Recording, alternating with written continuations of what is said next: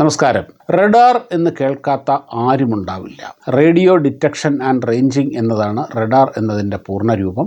പ്രധാനമായും റഡാർ ഉപയോഗിക്കുന്നത് ആകാശത്തുകൂടി പറക്കുന്ന വിമാനങ്ങളെയും ഫ്ലൈയിങ് ഒബ്ജക്റ്റുകളെയും നിരീക്ഷിക്കാനും കണ്ടെത്താനും ഒക്കെയാണ്. റഡാറിൻ്റെ കണ്ണ് വെട്ടിക്കുക എന്ന് പറയുന്നത് അത്ര എളുപ്പമല്ല. എല്ലാ രാജ്യങ്ങളുടെയും സായുധ സേനകളുടെ വളരെ അവിഭാജ്യമായ ഒരു ഘടകമാണ് റഡാർ. വിമാനമാകട്ടെ മറ്റെന്തെങ്കിലും ഫ്ലൈയിങ് ഒബ്ജക്റ്റുകളാവട്ടെ, അവരുടെ ആ റഡാറിൻ്റെ റേഞ്ചിൽ വന്നു കഴിഞ്ഞാൽ അത് കൃത്യമായിട്ടറിയും. ഏത് വിമാനം എത്ര വേഗതയിൽ വരുന്നു എന്നുള്ളതൊക്കെ വളരെ കൃത്യമായിട്ടറിയാൻ പറ്റും. അതുകൊണ്ട് തന്നെ യുദ്ധവിമാനങ്ങൾ വെച്ച് ശത്രു രാജ്യങ്ങളുടെ അതിർത്തി ഭേദിച്ച് ചെല്ലുക എന്ന് പറയുന്നത് ഏതൊരു സായുധ സേനയുടെയും വളരെ സാഹസികമായ ഒരു കാര്യമാണ്. കാര്യം അവരുടെ റഡാറിൻ്റെ റേഞ്ചിൽ, അവരുടെ റഡാറിൽ അത് പതിഞ്ഞിട്ടുണ്ടാകും. എന്നാൽ ഇന്ന് റഡാറിനെ കണ്ണുവെട്ടിക്കുന്ന, റഡാറിനെ മറയ്ക്കുന്ന ചില ടെക്നോളജിയുണ്ട്, വിമാനങ്ങളുണ്ട്.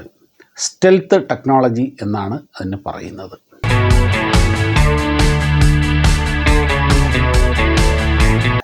എങ്ങനെയാണ് ഈ വിമാനങ്ങൾ റഡാറിൻ്റെ കണ്ണ് വെട്ടിക്കുന്നത്? അതറിയണമെങ്കിൽ ആദ്യം റഡാർ എങ്ങനെ പ്രവർത്തിക്കുന്നു എന്ന് നമ്മൾ മനസ്സിലാക്കേണ്ടതുണ്ട്. ഇലക്ട്രോ മാഗ്നറ്റിക് സ്പെക്ട്രത്തിൽ വളരെ നീണ്ട ഇലക്ട്രോ മാഗ്നറ്റിക് സ്പെക്ട്രമുണ്ട്. വളരെ ഫ്രീക്വൻസി വളരെ കൂടിയ, വേവ് ലെങ്ത് വളരെ കുറഞ്ഞ എക്സ്റേ മുതൽ, എക്സ്റേ ഗാമ കിരണങ്ങൾ മുതൽ ഫ്രീക്വൻസി വളരെ കുറഞ്ഞ എന്നാൽ വേവ് ലെങ്ത് വളരെ കൂടിയ റേഡിയോ വേവ്സ് വരെ ഉണ്ട്. അതിൽ ആ റേഡിയോ വേവ്സിൻ്റെ ഭാഗത്തെ മൈക്രോവേവുകളാണ് ഈ റഡാറിൽ ഉപയോഗിക്കുന്നത്. അതെങ്ങനെയെന്ന് വെച്ചാൽ, ഈ മൈക്രോവേവുകൾ പുറപ്പെടുവിക്കുന്ന ഒരു ട്രാൻസ്മിറ്റർ ഈ റഡാറിലുണ്ടാകും. അത് ഇങ്ങനെ ആ ട്രാൻസ്മിറ്ററുകൾ ആ വേവ്സ് പുറപ്പെടുവിച്ചുകൊണ്ടേയിരിക്കും. ആകാശം നിറയെ അതിങ്ങനെ തുടർച്ചയായി ആ വേവ്സ് പോയിക്കൊണ്ടേയിരിക്കും. ആ തരംഗങ്ങൾ നിറഞ്ഞുകൊണ്ടേയിരിക്കും. ആ തരംഗങ്ങളാൽ സ്കാൻ ചെയ്യപ്പെട്ടിരിക്കുന്ന മേഖലയിലൂടെ ഒരു വിമാനം പറന്നാൽ, ഒരു ഫ്ലൈയിങ് ഒബ്ജക്റ്റ് എന്തുമായിക്കോട്ടെ, അത് പക്ഷിയായിക്കോട്ടെ, പ്രാണിയായിക്കോട്ടെ, വിമാനമായിക്കോട്ടെ, കപ്പലായിക്കോട്ടെ, എന്തുമായിക്കോട്ടെ, ആ റഡാറിൻ്റെ റേഞ്ചിൽ കൂടെ പോയാൽ അതൊരു ലോഹവസ്തു എന്തുമായിക്കോട്ടെ, സോളിഡാണത്. അതിൽ തട്ടി ഈ റേഡിയോ വേവ്സ്, ഈ മൈക്രോവേവ്സ് റിഫ്ലക്റ്റ് ചെയ്യും. അങ്ങനെ റിഫ്ലക്റ്റ് ചെയ്ത് തിരിച്ചു വരുന്ന റേഡിയോ വേവ്സിനെ സ്വീകരിക്കാൻ ഈ റഡാറിൽ ഒരു റിസീവർ ഉണ്ടാകും. റിഫ്ലക്റ്റ് ചെയ്ത് വരുന്ന വേവ്സിനെ അനലൈസ് ചെയ്തുകൊണ്ടാണ് ഇത് എന്ത് വസ്തുവാണ്, ഏത് വേഗതയിലാണ് സഞ്ചരിക്കുന്നത് എന്നൊക്കെ മനസ്സിലാക്കുന്നത്. വളരെ ലളിതമായി ഇത്രയുള്ളൂ റഡാർ എന്ന് പറയുന്നത്. അതിൻ്റെ ആ ടെക്നിക്കൽ കാര്യങ്ങളൊക്കെ ഇത്തിരി സങ്കീർണമാണ്. ഞാൻ അതിലേക്കൊന്നും പോകുന്നില്ല. ഏറ്റവും ലളിതമായി റഡാർ എന്നാൽ ഇത്രയുള്ളൂ. ഇതാണ് സംഭവം. അപ്പോൾ എങ്ങനെയാണപ്പാ ഈ റഡാറിൻ്റെ കണ്ണ് വെട്ടിക്കുന്നത്? അത് നടക്കുന്ന കാര്യമാണോ? കാര്യം ഒരു പ്രദേശം മുഴുവനും റഡാർ സ്കാൻ ചെയ്തിട്ടിരിക്കുകയാണ്. നിറയെ റേഡിയോ വേവ്സ് ഉണ്ട്. അതിൽ കൂടെ ഒരു വിമാനം കടന്നു പോയാൽ തീർച്ചയായിട്ടും അതിൻ്റെ റിസീവറിൽ അത് കുടുങ്ങിയിരിക്കും. അത് കൃത്യമായിട്ട് ഡിറ്റക്റ്റ് ചെയ്യാനും കഴിയും. ഇതെങ്ങനെയാണെന്നാണ് നമ്മളിപ്പോൾ നോക്കുന്നത്. പറഞ്ഞല്ലോ, ഇതിൽ റേഡിയോ വേവ്സ് തട്ടി ഇത് മടങ്ങിപ്പോകും. ആ മടങ്ങിപ്പോകുന്ന വേവ്സിനെയാണ് അത് അനലൈസ് ചെയ്യുന്നത്. ആ വേവ്സ് മടങ്ങിപ്പോയില്ലെങ്കിലോ റിസീവറിനത് കിട്ടുമോ? കിട്ടില്ല. ഇനിയും ആ റിസീവറിലേക്ക് പോകാതെ ആ റിഫ്ലക്റ്റ് ചെയ്യുന്ന വേവ്സ് വേറെ ഏതെങ്കിലും വല്ല വഴിക്ക് പോയാലോ റിസീവറിലത് കിട്ടില്ല. അപ്പോൾ റഡാറിന് ഇതിനെ മറയ്ക്കാൻ കഴിയുമോ? കഴിയും. അതാണ് ഈ ടെക്നോളജി. ഇതെങ്ങനെയെന്ന് വെച്ച് കഴിഞ്ഞാൽ, ഇവിടെ നമ്മൾ മനസ്സിലാക്കേണ്ട മറ്റൊരു പ്രധാനപ്പെട്ട വാക്കുണ്ട്. അതാണ് റഡാർ ക്രോസ് സെക്ഷൻ എന്ന് പറയും. ഈ റിഫ്ലക്റ്റ് ചെയ്യുന്ന റേഡിയോ വേവ്സ് ഒട്ടും ആ റിസീവറിൽ എത്താതിരിക്കുന്നില്ല. കുറച്ചൊക്കെ എത്തിയേ പറ്റുള്ളൂ. പൂർണ്ണമായും അത് എത്തുന്നത് തടയാൻ കഴിയില്ല. പക്ഷേ അത് എത്തുമ്പോൾ, അത് അനലൈസ് ചെയ്യുമ്പോൾ ഈ റഡാർ, ഈ ഉപകരണം, അതിൻ്റെ അൽഗോരിതം, അതിൻ്റെ സോഫ്റ്റ്വെയർ ഇതിനെ ഒരു വിമാനമായിട്ടായിരിക്കില്ല കാണുന്നത്. അവിടെയാണ് റഡാർ ക്രോസ് സെക്ഷൻ എന്ന ആ ഒരു പ്രധാനപ്പെട്ട കാര്യമുള്ളത്.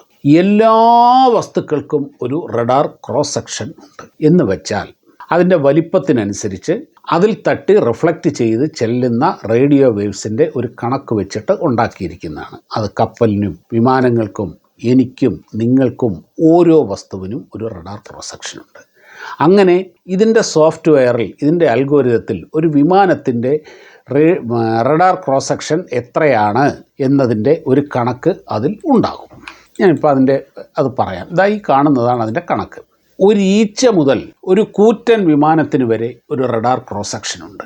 ഒരു ഈച്ച, ഒരു സാധാരണ ഈച്ച, ഇൻസെക്റ്റ്, അതിൻ്റെ റഡാർ ക്രോസ് സെക്ഷൻ എന്ന് പറയുന്നത് 0.001 മീറ്റർ സ്ക്വയർ ആണ്. തൽക്കാലം അത്രയും മനസ്സിലാക്കുക. 0.001 ആണ് ഒരു ഈച്ചയുടെ റഡാർ ക്രോസ് സെക്ഷൻ. എന്നാൽ അതൊരു പക്ഷിയാകുമ്പോൾ അത് 0.01 ആകും. അങ്ങനെ കൂടി പോകും. ഒരു സാധാരണ വിമാനത്തിൻ്റെ റഡാർ ക്രോസ് സെക്ഷൻ എന്ന് പറഞ്ഞാൽ ഒരു 50-60 ഒക്കെ ആയിരിക്കും. സാധാരണ ഏത് വിമാനത്തിൻ്റെയും. ഒരു കപ്പലിൻ്റെ റഡാർ ക്രോസ് സെക്ഷൻ എന്ന് പറയുന്നത് 3000-ലധികമായിരിക്കും. അതായത് ഈ വസ്തുവിൻ്റെ വലിപ്പം കൂടുന്തോറും അതിൻ്റെ റഡാർ ക്രോസ് സെക്ഷനും കൂടിക്കൊണ്ടിരിക്കും. അപ്പോൾ ഒരു റഡാറിൽ ഒരു വസ്തു കുടുങ്ങി, അത് ഡിറ്റക്റ്റ് ചെയ്തു. അതിൻ്റെ റഡാർ ക്രോസ് സെക്ഷൻ എന്ന് പറയുന്നത് ഒരു 50-60 ഒക്കെ ആണെങ്കിൽ ആ നിമിഷം ആ ഡിറ്റക്റ്റ് ചെയ്യുന്ന ആ അൽഗോരിതത്തിന്, ആ സിസ്റ്റത്തിന് മനസ്സിലാകും ഇവനൊരു വിമാനമാണ് എന്നുള്ളത് മനസ്സിലാകും. വിമാനത്തിൻ്റെ ഫോട്ടോ എടുക്കുകയല്ല, ഈ ക്രോസ് സെക്ഷൻ അതിൽ തട്ടി വരുന്ന സിഗ്നലുകളെ അനലൈസ് ചെയ്യുമ്പോൾ കിട്ടുന്നതാണത്. പിന്നെ ഡോപ്ലർ ഇഫക്റ്റ് എന്ന ഒരു പ്രതിഭാസമുണ്ട്. നമ്മളിതൊരിക്കൽ ഡിസ്കസ് ചെയ്തിട്ടുള്ളതാണ്. ലളിതമായി ഞാൻ ഒന്നുകൂടെ പറയാം. ഒരു ഒബ്ജക്റ്റിൽ നിന്ന് പുറപ്പെടുന്ന വേവ്സ് ആ ഒബ്ജക്റ്റ് സ്പീഡിൽ നമ്മോടടുത്തുകൊണ്ടിരിക്കുകയാണെങ്കിൽ അതിൻ്റെ ഒറിജിനൽ ഫ്രീക്വൻസിയേക്കാൾ കൂടുതലായിരിക്കും നമുക്ക് കിട്ടുന്ന ഫ്രീക്വൻസി. നമ്മിൽ നിന്ന് അകന്നു പോയിക്കൊണ്ടിരിക്കുകയാണെങ്കിൽ ആ ഫ്രീക്വൻസി കുറവും വേവ് ലെങ്ത് കൂടുതലുമായിരിക്കും. ഇതാണ് സിമ്പിളായിട്ട് ഡോപ്ലർ എഫക്റ്റ്. അപ്പോൾ ഈ വേവ്സിൻ്റെ തിരിച്ച് ലഭിക്കുന്ന ഈ വേവ്സിൻ്റെ ഡോപ്ലർ എഫക്റ്റ് എത്രത്തോളമുണ്ട് എന്ന് വിലയിരുത്തിയാണ് ഈ സാധനം നമ്മുടെ നേരെ വന്നുകൊണ്ടിരിക്കുകയാണോ നമ്മിൽ നിന്ന് അകന്നു പോയിക്കൊണ്ടിരിക്കുകയാണോ എന്ന് മനസ്സിലാകുന്നത്. അപ്പോൾ 50 റഡാർ ക്രോസ് സെക്ഷനുള്ള ഒരു വസ്തു ഇത്ര സ്പീഡിൽ നമ്മുടെ നേരെ വന്നുകൊണ്ടിരിക്കുന്നു എന്ന് കൃത്യമായി ഒരു റഡാറിന് മനസ്സിലാകും. അതിനനുസരിച്ച് അവർക്ക് നടപടികൾ എടുക്കാം. ഈ വരുന്നത് അവിടെ പറക്കുന്ന പക്ഷികളുടെയും ഈ മേഖലയിലൂടെ പറക്കുന്ന പക്ഷികളുടെയും ഈച്ചയുടെയും സർവ്വ സാധനത്തിൻ്റെയും ക്രോസ് സെക്ഷൻ ഇതിൻ്റെ അകത്ത് കിട്ടുന്നുണ്ടാവും. എന്നാൽ ഈ സ്റ്റെൽത്ത് ടെക്നോളജിയുള്ള വിമാനങ്ങളിൽ അതെന്താണ് ചെയ്യുക എന്നറിയുമോ? ഞാൻ ആദ്യം പറഞ്ഞതുപോലെ രണ്ട് രീതിയിലാണ് ഈ വിമാനത്തിൻ്റെ ടെക്നോളജി, സ്റ്റെൽത്ത് വിമാനങ്ങളുടെ. ഒന്ന്, അതിൻ്റെ നേരെ വരുന്ന റേഡിയോ സിഗ്നലുകളെ, മൈക്രോവേവ് സിഗ്നലുകളെ ഇത് റിഫ്ലക്റ്റ് ചെയ്ത് വേറെ ഏതെങ്കിലും വഴിയിലേക്ക് തിരിച്ചുവിടും. അങ്ങനെ അത് പൂർണ്ണമായി റഡാറിൻ്റെ റിസീവറിൽ എത്തില്ല. രണ്ട്, ഈ വിമാനം പെയിൻറ്റ് ചെയ്യാൻ ഉപയോഗിച്ചിരിക്കുന്ന മെറ്റീരിയൽ പ്രത്യേകതരം പെയിൻ്റാണത്. ആ പെയിൻറ്റ് ഈ റേഡിയോ സിഗ്നലുകളെ ഒരു പരിധിവരെ അബ്സോർബ് ചെയ്യും, വിഴുങ്ങും. അപ്പോൾ റഡാറിൻ്റെ റിഫ്ലക്റ്റ് ചെയ്ത് തിരിച്ചു പോകുന്ന സിഗ്നലുകളുടെ എമൗണ്ട് വീണ്ടും കുറയും. റിസീവറിൽ എന്തായാലും സിഗ്നലുകൾ ലഭിക്കും. പക്ഷേ ആ സിഗ്നലുകൾ കിട്ടുമ്പോൾ ആ സിഗ്നലുകൾ അവിടെ പറക്കുന്ന ഒരു പക്ഷിയുടെയൊക്കെയുള്ള ഒരു ക്രോസ് സെക്ഷനായിട്ട് കിട്ടുകയുള്ളൂ. റഡാർ അപ്പോൾ വിലയിരുത്തുന്നത് വലിയ ഒരു വിമാനം, ഒരു സ്റ്റെൽത്ത് വിമാനത്തിനെ അതവിടെ പറക്കുന്ന ഒരു പക്ഷിയായിട്ടായിരിക്കും ഈ റഡാർ തിരിച്ചറിയുന്നത്. ഇപ്പം ഞാൻ പറഞ്ഞു, ഒരു ഇൻസെക്റ്റ്, ഒരു ഈച്ച, അതിൻ്റെ റഡാർ ക്രോസ് സെക്ഷൻ എന്ന് പറയുന്നത് 0.001 ആണെങ്കിൽ ഒരു പക്ഷിയുടെ, ഒരു പരുന്തോ കാക്കയോ എന്തോ ആയിക്കോട്ടെ, അതിൻ്റെ ഒരു റഡാർ ക്രോസ് സെക്ഷൻ എന്ന് പറയുന്നത് 0.01 ആണ്. കുറച്ചുകൂടി വലിപ്പമുണ്ട്, കൂടുതലാണ്. ഒരു സാധാരണ യുദ്ധവിമാനത്തിൻ്റെ റഡാർ ക്രോസ് സെക്ഷൻ 50 മുതൽ 100 വരെയാണ്. എന്നാൽ ഇപ്പോൾ അമേരിക്കയുടെ കൈവശമുള്ള F-117 എന്ന ഒരു വിമാനമുണ്ട്. അതിൻ്റെ റഡാർ ക്രോസ് സെക്ഷൻ എത്രയാണെന്നറിയോ? 0.003 ആണ് അതിൻ്റെ റഡാർ ക്രോസ് സെക്ഷൻ. എന്ന് വെച്ചാൽ ഒരു ഈച്ചയുടെ റഡാർ ക്രോസ് സെക്ഷനേക്കാട്ടിൽ ഇത്തിരി കൂടുതൽ, എന്നാൽ ഒരു പക്ഷിയുടെ ഇതിനേക്കാൾ വളരെ കുറവും. അതായത് ഈ കൂറ്റൻ വിമാനം, ഒരു യുദ്ധവിമാനത്തിനെ ഒരു റഡാർ വിലയിരുത്തുന്നത് ഒരു ചെറിയ ഒരു കുരുവിയെപ്പോലെയോ ഒരു അടയ്ക്കാക്കുരുവിയെപ്പോലെയോ പച്ചിലക്കിളിയെപ്പോലെയോ ഒക്കെ ആയിരിക്കും. അതിനെ അവഗണിക്കും. ഇവൻ നമ്മുടെ തലയ്ക്ക് നേരെ വന്ന് ബോംബിടുമ്പോഴേ അറിയുള്ളൂ, റഡാർ കാണുക പോലും ചെയ്യില്ല. റഡാർ അതിനെ അങ്ങനെയാണ് വിലയിരുത്തുന്നത്. അതുപോലെ F-35 എന്ന് പറഞ്ഞ അമേരിക്കയുടെ മറ്റൊരു വിമാനമുണ്ട്. അതിൻ്റെ റഡാർ ക്രോസ് സെക്ഷൻ 0.005 ആണ്. അത് F-117 കുറച്ചുകൂടെ വലിപ്പമുള്ള വിമാനമാണ്. അമേരിക്കയുടെ B-2 സ്പിരിറ്റ് എന്ന് പറയുന്ന ഒരു വലിയ വിമാനമുണ്ട്. ദീർഘദൂര ബോംബറാണ്. എന്ന് വെച്ച് കഴിഞ്ഞാൽ ഒരു 6000-7000 കിലോമീറ്റർ അതൊക്കെ പോയി ഒരു പ്രദേശം മുഴുവൻ ബോംബിട്ട് തകർത്ത് സുരക്ഷിതമായിട്ട് തിരിച്ചു വരും. വളരെ വലിയ വിമാനം, വലിയ വിങ് സ്പാനുള്ള വിമാനം. ആ വിമാനത്തിൻ്റെ റഡാർ ക്രോസ് സെക്ഷൻ എന്ന് പറയുന്നത് 0.75 ആണ്. F-16 വിമാനത്തിൻ്റെ റഡാർ ക്രോസ് സെക്ഷൻ എന്ന് പറയുന്നത് 4 മേളിൽ വരും. അങ്ങനെ പല വിമാനങ്ങളുടെ ഓരോ സൈസ് അനുസരിച്ചായിരിക്കും അത് വരിക. എന്നാൽ സ്റ്റെൽത്ത് ടെക്നോളജി ഈ രീതിയിൽ ഇൻകോർപ്പറേറ്റ് ചെയ്ത വിമാനങ്ങളുടെ റഡാർ ക്രോസ് സെക്ഷൻ എപ്പോഴും 1 താഴെയായിരിക്കും അതിൻ്റെ റഡാർ ക്രോസ് സെക്ഷൻ. ആ വിമാനങ്ങളെ റഡാറുകൾ വിലയിരുത്തുന്നത് പരുന്തായിട്ടും പക്ഷിയായിട്ടും കാക്കയായിട്ടും കുരുവിയായിട്ടും ഒക്കെ ആയിരിക്കും. ഇങ്ങനെയാണ് സ്റ്റെൽത്ത് ടെക്നോളജി വർക്ക് ചെയ്യുന്നത്. ഇത് അത്ര എളുപ്പമല്ല. അതിന് പ്രത്യേക ഷേപ്പുകളുണ്ടാവും. വളരെ വിചിത്ര രൂപികളായ വിമാനങ്ങളായിരിക്കും.